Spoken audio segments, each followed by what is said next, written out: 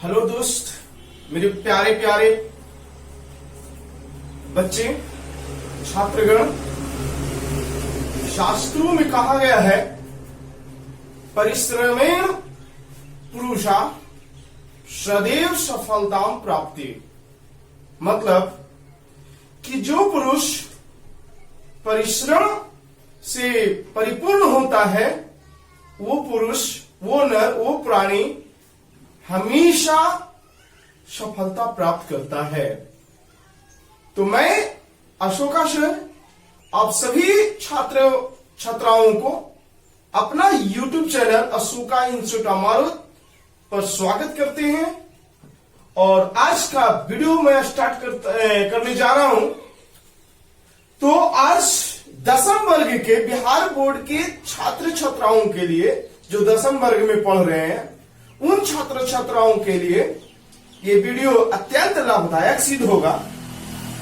10वीं वर्ग के संस्कृत पाठ के कुछ बातें लेकर के आया हूं और जो चैप्टर है वो है पंचम पाठ। कौन पाठ? पंचम पाठ, संस्कृत के पंचम पाठ। तो पंचम पाठ मैं क्या करता हूं कि जितने भी संस्कृत पाठ है 10वीं वर्ग के में श्लोक है, पहले श्लोक को समझा देता हूं, बता देता हूं। उसके बाद आप सभी बच्चों को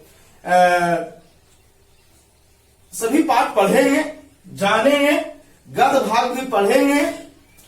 तो ऐसे सबसे पहला पाठ है श्लोक में मंगलम। तो मैं मंगलम पाठ का भी वीडियो बना करके आप लोगों के बीच रखूंगा।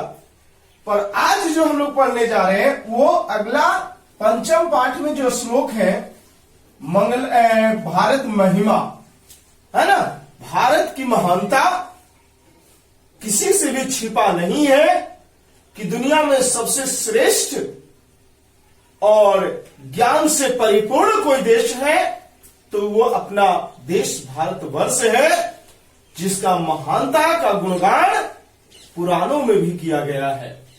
पुराण हम लोग को पता है जिसकी संख्या 18 है। लोमहर्ष ने पुराणों की रचना की है। इसके अलावा इसका पुत्र उग्रश्रवा जो है इस परंपरा को बनाए रखा। तो यहां पर जो भारत की महानता का जो गायन किया गया है वो पुराणों से संबंधित है। और इसमें जो भी पद है वो पद, वो श्लोक जो पुराणों से ही संकलित है। और वो पुराण विष्णु पुराण से प्रथम पद और द्वितीय जो पद भाग आएगा वो भगवत पुराण से। तो पुराण चूंकि 18 है और तो विष्णु पुराण और भगवत पुराण से यहां पर श्लोके दिए गए हैं। और पुराणों की रचयिता हम बताया भी कि लोमहर्ष, महर्षि लोमहर्ष, जिसका पुत्र भी आगे बढ़ाया उग्रश्रवा है ना। तो यहां पर 4-5 श्लोके हैं जिसको हम लोग देखेंगे, अर्थ जानेंगे, व्याख्या देखेंगे और लाभ उठाएंगे। ओके ना। तो प्रथम श्लोक क्या कहता है देखेंगे आप सभी बच्चे। कहता है गायन्ति देवः किला गीतकानि धनास्तु ते भारत भूमि भागे स्वर्गापवर्गास्पद मार्ग भूते भावंती भुवः पुरुषा श्रुतवार। यह श्लोके हैं, गीत की तरह आप गा सकते हो। गायन्ति देवः किल गीतकानि धन्यास्तु ते भारत भूमि भागे स्वर्गापवर्गास्पद मार्ग भूते भवन्ति भुवः पुरुषा श्रुतवार। तो श्लोकी जो है से हमें याद कर लेना चाहिए, है ना। और ये जो है से विष्णु पुराण से संकलित है, पौराणिक बातें हैं जिसमें भारत की महिमा का बखान किया गया है। भारत की भूमि के बारे में बताया गया है कि भारत एक ऐसी भूमि है जिसकी महानता का गीत के रूप में गायन करते हैं कौन लोग? देवता लोग, है ना। कि देवता गण भी, भारत ही एक ऐसी मातृभूमि है, भारतवर्ष ही एक ऐसी भूमि है जिसका गायन देवता भी करते हैं, जिसकी बखान देवता गण भी किए हैं। पुराणों में बताया गया है कि देवतागण गीतों को गाते हैं और कहते हैं वो पुरुष निश्चित ही धन्य है। कौन पुरुष? तो वैसे पुरुष निश्चित ही धन्य है जो देवत्व के रूप में स्वर्ग और मोक्ष प्रदान करने योग साधना जो है भारत भूमि में जन्मे हैं। ऐसे पुरुष धन्य है। क्या बोलते हैं कि इस श्लोक के माध्यम से यही कहना पुराणों में कहा गया है कि भारत की भूमि एक ऐसी भूमि है जो प्राणियों को, पुरुष को जो जन्म लेते हैं ना, यहाँ उत्पत्ति होते हैं ना, यहाँ वो मोक्ष और स्वर्ग को प्राप्त करते हैं। यह है ना, खुद भारत एक ऐसी भूमि है जहाँ खुद देवता भी इस भूमि पर जन्म लिए हैं। और तो जिस भूमि पर देवता जन्म लिए तो वहां पुरुष भी जन्म लेने वाले देवत्व के, देवता के ही समान होते हैं। ऐसा श्लोक में कहा गया है कि भारत की भूमि अत्यंत महान है, स्वर्ग प्राप्त करने योग्य भूमि है, मोक्ष प्राप्त करने योग्य भूमि है। जो व्यक्ति, जो पुरुष इस धरातल पर जन्म लेते हैं वो निश्चित ही है ना धन्य है और स्वर्ग और मोक्ष को प्राप्त करते हैं। तो फिर से इस आप लोग कॉपी में क्या करेंगे, अवश्य उतार लेंगे कि इस श्लोक में कहना चाहते हैं, इसका अर्थ है कि देवतागण गीतों को गाते हैं।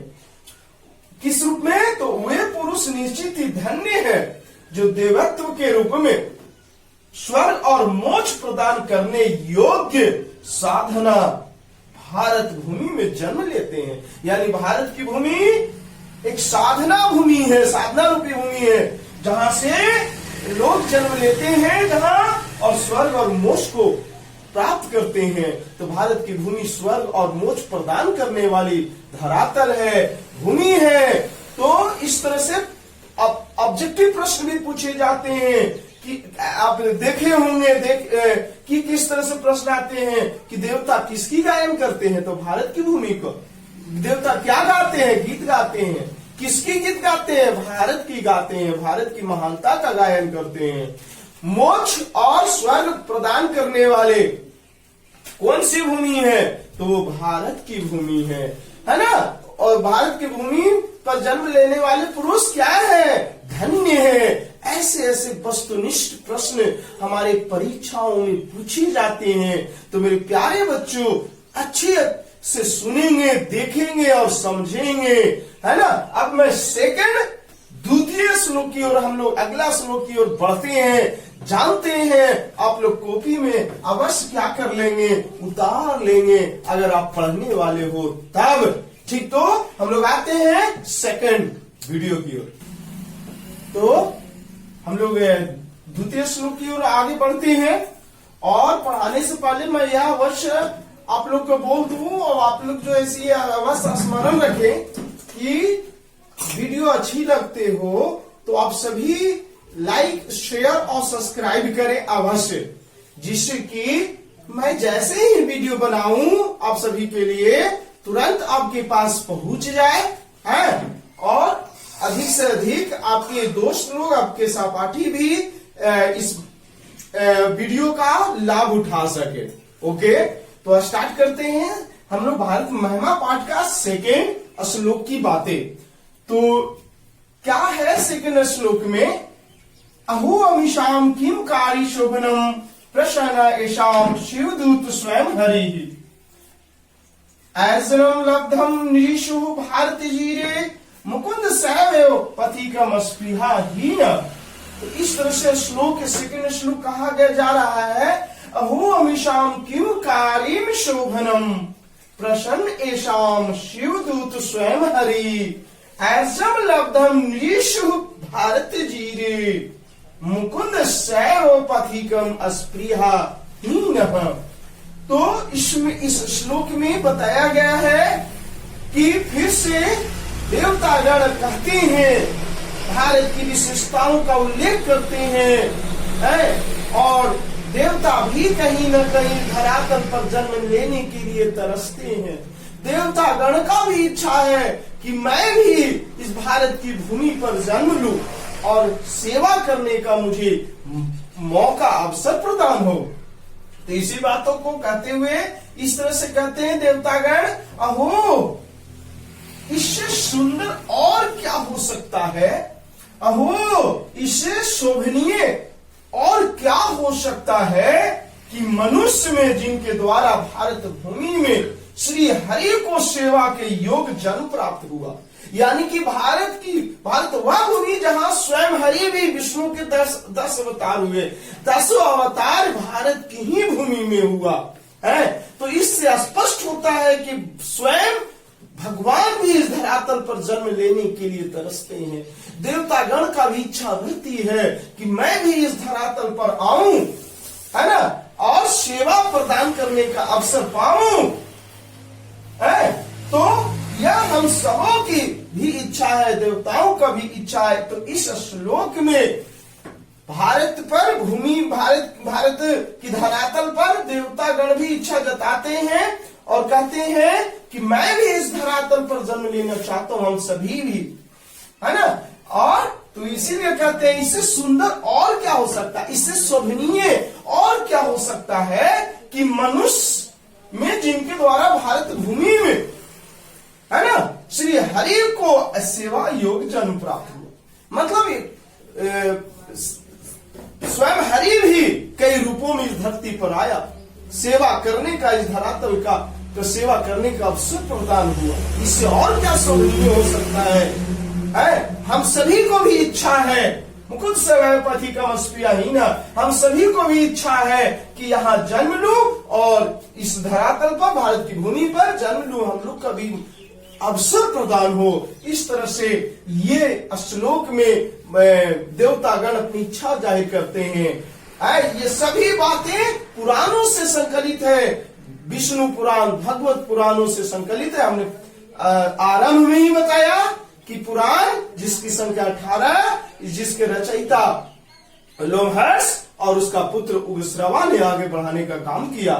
तो इस तरह से द्वितीय श्लोक का अर्थ बताने का काम हुआ। आप लोग वीडियो को अच्छी तरह से देखें, समझे और सुने। नहीं तो क्या फिर से एक बार रिपीट कर देता हूं, देवतागण क्या कहते हैं? कहते हैं इससे सुंदर और क्या हो सकता है, इससे शोभनीय और क्या है कि मनुष्य में जिनके द्वारा भारत भूमि में श्री हरि यानी विष्णु को सेवा के योग, सेवा करने का योग से स्वयं विष्णु भी इस धरती पर, भारत की उस धरातल पर जन्म लिए है। अतः हम सभी का भी इच्छा है यही है। तो इस तरह से इस श्लोक में स्वयं देवता जो है से अपनी इच्छाओं प्रकट किए हैं और अर्थ को अवश्य याद कर लेंगे। परीक्षा में प्रश्न पूछा जाता है कि ऑब्जेक्टिव प्रश्न रहेंगे कि धरातल पे भारत की भूमि पर जन्म लेने के लिए कौन इच्छा जाहिर करते हैं? तो देवतागण करते हैं। किसने अवसर प्रदान किया, मिला किनको? तो हरि को मिला। तो ऐसे ऐसे ऑब्जेक्टिव प्रश्न रहेंगे। और एक चीज मैं बता दूं कि अगर आप समझ रखे हो तो किसी भी तरह से प्रश्न आपके बीच रहेगा, आप अवश्य बना लोगे, है ना। तो आते हैं हम लोग तृतीय श्लोक की ओर बढ़ते हैं। हाँ, तो हम लोग अगला श्लोक की ओर आते हैं, भारत महिमा का पाठ का, है ना। और अच्छा लगे तो जरूर से जरूर सब्सक्राइब खुद करें और दूसरे से भी करवाएं। क्या कहता है यह श्लोक कि इयं निर्मला वत्सलः मातृभूमि परसीदं सदा भारतं वर्षमेते विभिन्ना जना धर्म जाति प्रभेदे रिहत्वं भावं वहन्तो बसन्ति, है ना। इस तरह से श्लोक को याद कर लेंगे कि इयं निर्मला वत्सलः मातृभूमि प्रसीदं सदा भारतं वर्षमेतत् विभिन्ना जना धर्म जाति प्रभेदे रिहत्वं भावं वहन्तो बसन्ति, है ना। कि इस श्लोक में कहा जा रहा है कि भारत की जो भूमि है, ये आधुनिक भारत के बारे में बताने की कोशिश किया गया है इस पुराण में। तो कहा जा रहा है कि भारत जो वर्ष है, भारत जो देश है, भारत जो भूमि है, यह निर्मल है। निर्मल माने स्वच्छ। वत्सला है, वत्सला मतलब होता है ममतामयी, है ना। भारत की जो भूमि है वो कैसी है? निर्मल है, ममतामयी है। प्रसिद्धम सदा भारतम वर्षमते, सदा से, हमेशा से भारत वर्ष जो है प्रसिद्ध रहा है।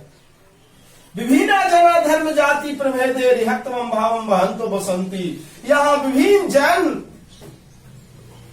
विभिन्न धर्म, विभिन्न जाति के लोग जो है से बिना भेदभाव किए हुए एक साथ, एक भाव के साथ, एक विचार के साथ बहंतो बसंती, एक विचार के साथ बसते हैं, रहते हैं। तो भारत की ऐसी भूमि की व्याख्या जो है शास्त्रों में, पुराणों में कहा किया गया है कि यह प्रसिद्ध भारतवर्ष है, सदा से प्रसिद्ध है।